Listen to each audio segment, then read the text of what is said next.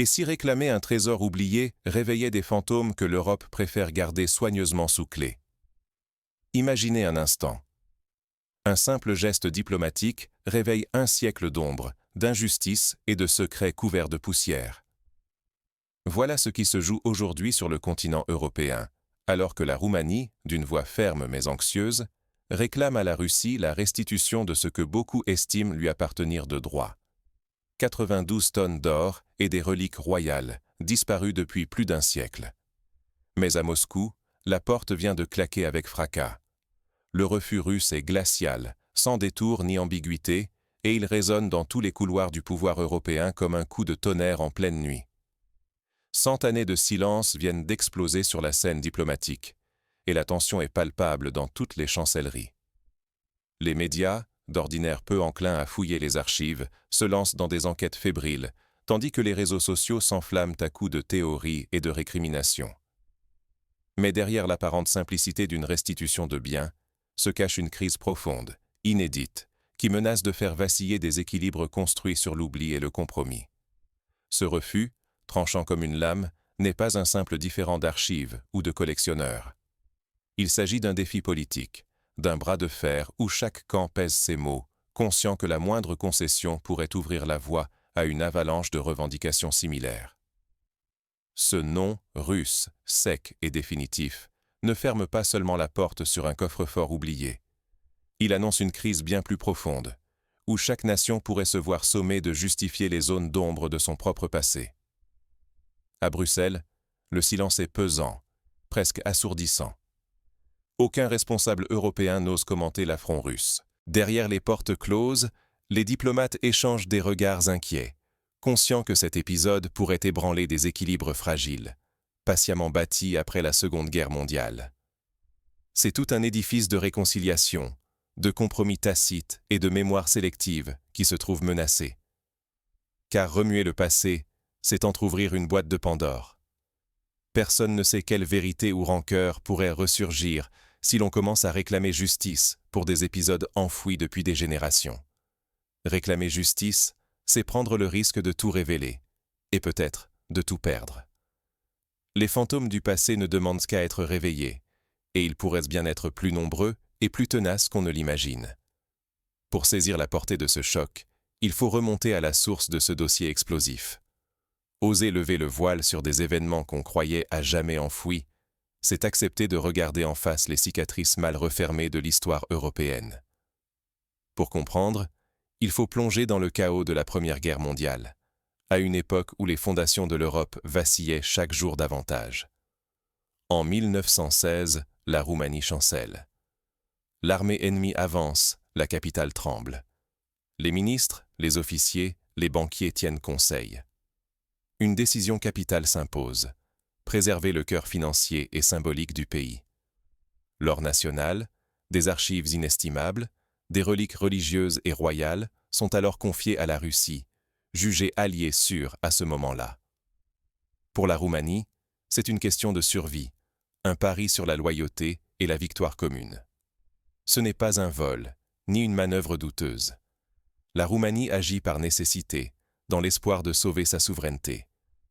Le transfert se fait dans la confiance, sans clause cachée, sans projet de confiscation. La promesse implicite, après la tempête, le trésor sera restitué, intact. Les trains quittent Bucarest, chargés de lingots, de manuscrits, de symboles du pouvoir, traversant les plaines gelées pour rejoindre Moscou. On pense à l'époque que ce n'est qu'un dépôt temporaire, un geste entre alliés. Mais l'histoire va en décider autrement. Mais l'histoire refuse la simplicité. Ce pacte d'alliés se retrouve balayé par la tourmente. Révolution en Russie, effondrement de l'Europe, disparition des certitudes. Lorsque les bolcheviks prennent le pouvoir, la Russie impériale disparaît, entraînant avec elle les garanties passées. L'or, devenu otage muet, traverse un siècle de bouleversements géopolitiques, passant des coffres tsaristes aux caves soviétiques, puis aux institutions russes d'aujourd'hui. Au fil des décennies, la question de sa restitution revient régulièrement, mais Moscou oppose chaque fois le même silence, la même froideur. Oublier ces nuances, c'est risquer de travestir le passé et de fausser notre lecture du présent. La mémoire collective n'est pas un coffre-fort inviolable. Chaque omission, chaque falsification ouvre la voie à des conflits inattendus et à des interprétations explosives. On l'a vu ailleurs. Les débats sur les œuvres d'art spoliées par les nazis ou sur les biens juifs non restitués en Pologne ont eux aussi réveillé des blessures profondes et des contestations sans fin. L'Europe n'a jamais vraiment su solder ses comptes avec son passé. Alors, pourquoi cette question ressurgit-elle aujourd'hui, si violemment? Pourquoi la Roumanie, après tant d'années de silence relatif, ose-t-elle réclamer haut et fort ce que ses dirigeants estiment lui revenir? La réponse tient en un mot: fragilité. La fragilité d'un ordre européen qui vacille sous les crises, les guerres et les tensions géopolitiques. À travers ce dossier explosif, ce sont la mémoire et le pouvoir qui se trouvent en jeu. Ce n'est pas un simple retour du passé, c'est un test de vérité pour l'Europe tout entière. Quand le créancier d'hier se révèle aussi débiteur oublié, toute l'ambiguïté du dossier roumain surgit dans cette révélation. L'histoire n'est qu'une série de contes, où chacun accumule dettes et créances, mais certains chapitres pèsent infiniment plus lourd que quelques lingots d'or. Les nations ne sont ni totalement innocentes, ni totalement coupables. Leur mémoire est faite d'ambivalence, de contradictions, de pages sombres et de gestes de réconciliation dont la portée reste incertaine. En 1941, la Roumanie ne subit plus les événements. Elle les choisit. En pleine Seconde Guerre mondiale, Bucarest s'allie à l'Allemagne nazie, espérant ainsi reconquérir la Bessarabie, s'imposer dans la croisade contre le bolchevisme et gagner une place dans le nouvel ordre voulu par Hitler. Ce choix n'est pas neutre, il engage le pays dans une spirale de violence et de compromission. Les conséquences sont terribles. La Roumanie ne se contente pas de combattre sur le front de l'Est. Elle participe activement aux exactions contre les civils, aux déportations, au pillage méthodique des territoires soviétiques occupés. Usines démontées, récoltes saisies, bétail, machines, même la terre noire de l'Ukraine sont arrachées et envoyées vers l'Ouest. Tout est planifié, organisé, expédié avec la rigueur froide d'une administration d'occupation. On estime que les pertes économiques infligées à l'Union soviétique dépassent de très loin la valeur de l'or réclamé aujourd'hui. Les archives soviétiques révèlent un pillage à l'échelle industrielle, dont le coût se compte en millions de vies bouleversées et en régions entières détruites. À titre d'exemple, la ville d'Odessa aurait vu disparaître, sous l'occupation roumaine, la quasi-totalité de ses stocks alimentaires et de ses outils industriels. Des villages entiers furent rayés de la carte, les populations déplacées de force, les récoltes saisies. Pourtant, après la guerre, Moscou se montre étonnamment clémente. Malgré la gravité des faits, l'Union soviétique renonce à la majorité des réparations exigées à Bucarest. Cette clémence n'a rien d'un hasard.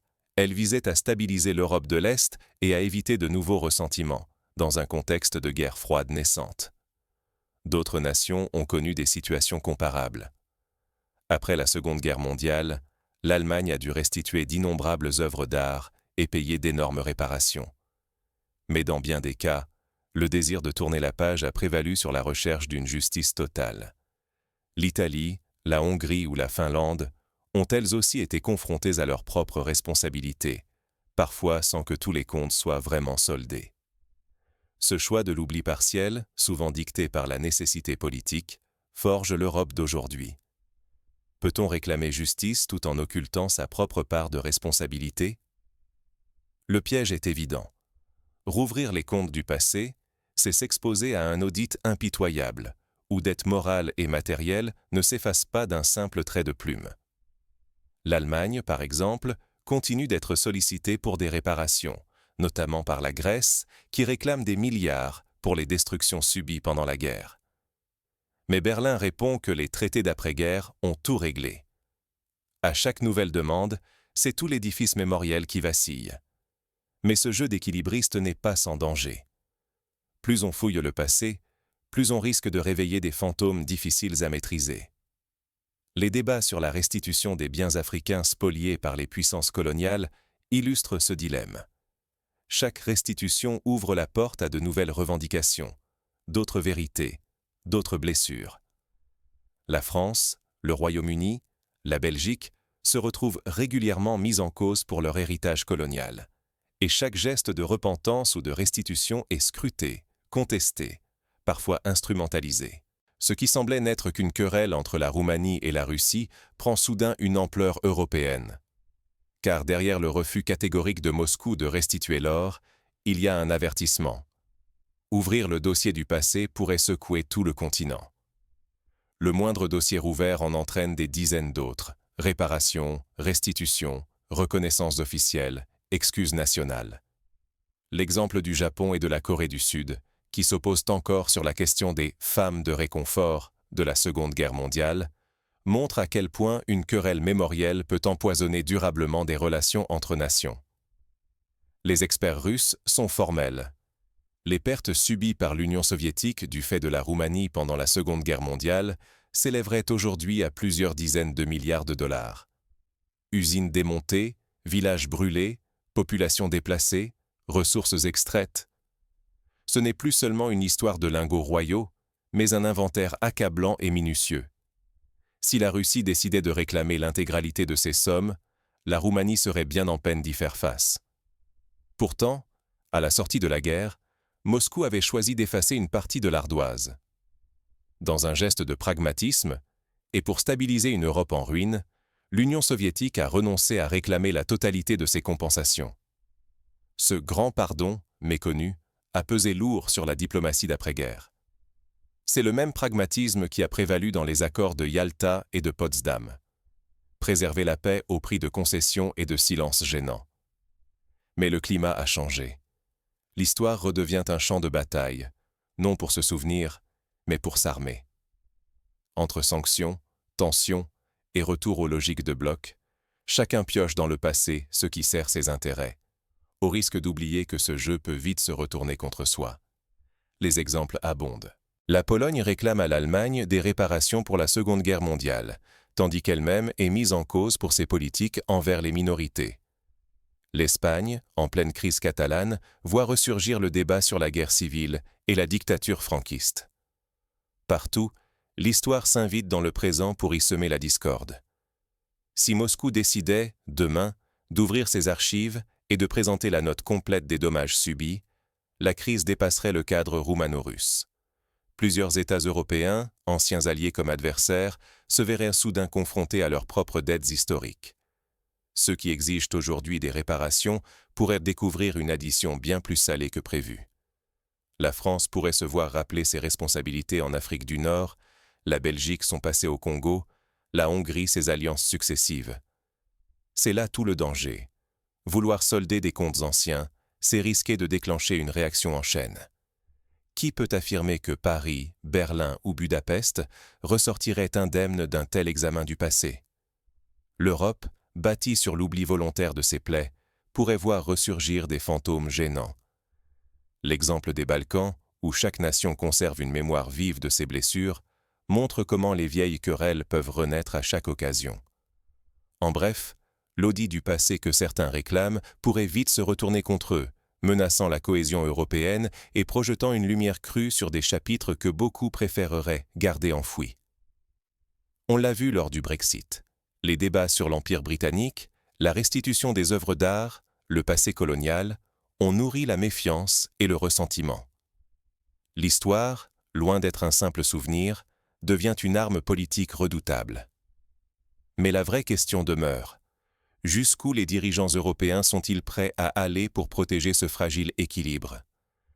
Car rappeler l'histoire, c'est aussi réveiller des forces incontrôlables. Au lendemain de la guerre des Balkans, les commissions de vérité et de réconciliation ont souvent échoué à apaiser les rancœurs. L'exemple sud-africain, où la commission vérité et réconciliation a permis une certaine catharsis, reste rare. L'histoire n'est pas un menu à la carte. Dès que l'on revendique justice pour une page du passé, il faut être prêt à relire tout l'album, même ses chapitres les plus sombres. La Russie, par sa réponse glaciale, ne discute plus. Elle exige un examen exhaustif, avec archives, documents et chiffres à l'appui. Ce qui semblait une faiblesse, un passé trouble, des responsabilités partagées, devient soudain une arme. Moscou inverse les rôles. Si l'on réclame des comptes, alors chacun doit ouvrir ses propres livres. Les illusions d'innocence volent en éclats sous le poids des faits. Le cas roumain n'est pas isolé, c'est un signal d'alarme. Toute nation tentée de manipuler l'histoire pour renforcer sa position ou exiger réparation risque de voir ses propres fautes exposées. Aucun État européen n'est hors de portée. L'audit du passé ne connaît ni frontières ni prescriptions. L'Espagne, confrontée à la demande de restitution d'œuvres d'art par le Mexique, ou la Grèce, qui exige le retour des marbres du Parthénon détenus par le British Museum, illustrent à quel point la question du passé est universelle et potentiellement explosive. Jouer avec la mémoire collective, c'est risquer son crédit moral, sa légitimité internationale et même sa stabilité régionale. Ouvrir la boîte de Pandore des souvenirs, c'est s'exposer à perdre bien plus que l'on espérait gagner. Les archives sont patientes, et la vérité finit toujours par ressurgir, même après des décennies. Les gouvernements qui ont tenté de cacher des affaires, pensons au scandale des « enfants volés » en Espagne ou au dossier secret de la guerre d'Algérie, ont souvent vu leur réputation durablement entachée. Désormais, chaque appel à revisiter l'histoire devient une arme à double tranchant. Qui s'indigne aujourd'hui devra peut-être rendre des comptes demain. L'Europe entière est avertie. Réclamer l'audit du passé oblige à en accepter toutes les conséquences, sans exception ni faveur. Car l'histoire, elle, ne fait pas de cadeaux. Le génocide arménien, encore non reconnu par certains États, continue d'empoisonner les relations entre la Turquie et ses voisins. La question des réparations pour l'esclavage refait surface aux États-Unis et en France, preuve que la mémoire n'est jamais totalement effacée. Mais la question dépasse la Roumanie et la Russie, car toute l'Europe pourrait bientôt être confrontée à ce miroir sans pitié. Avant d'exiger la restitution du fameux coffret, avez-vous vraiment examiné le contenu de votre propre dossier? Réclamer un trésor disparu, c'est aussi accepter d'affronter tout ce que l'histoire pourrait révéler en retour. Ouvrir de vieux comptes, c'est risquer de réveiller des fantômes dont le poids peut s'avérer bien plus lourd que l'or espéré. Ce n'est pas une simple question de justice, ni même de morale. C'est une épreuve de vérité. Chaque requête adressée au passé déclenche un effet boomerang. Complicité, faute, pages oubliées ou sciemment effacées ressurgissent. Vouloir récupérer sans assumer, c'est risquer de croiser son propre reflet, déformé par la longue mémoire du XXe siècle. C'est le piège des nations qui oublient que la transparence est totale, que tout se sait un jour ou l'autre.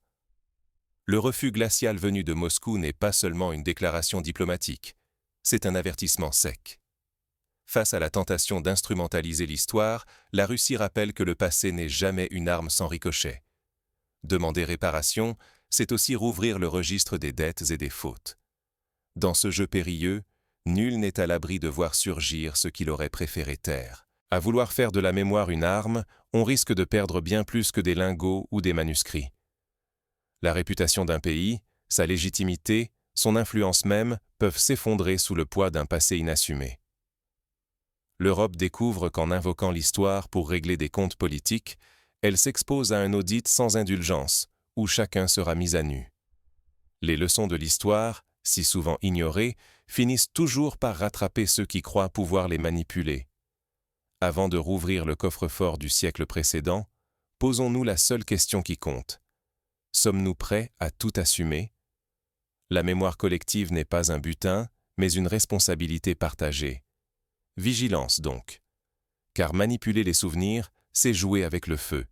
Nul ne sait quel incendie couve encore sous les cendres du dernier conflit. En conclusion, il existe une voie plus constructive que la simple revendication ou le silence gêné. Plutôt que de chercher à solder les comptes par des procès interminables et des listes de dettes, l'Europe pourrait s'inspirer d'autres expériences de justice restaurative, comme celles menées en Afrique du Sud ou au Canada avec les peuples autochtones. L'ouverture des archives, la reconnaissance mutuelle des torts, la pédagogie historique à l'école, l'organisation de forums de dialogue entre nations.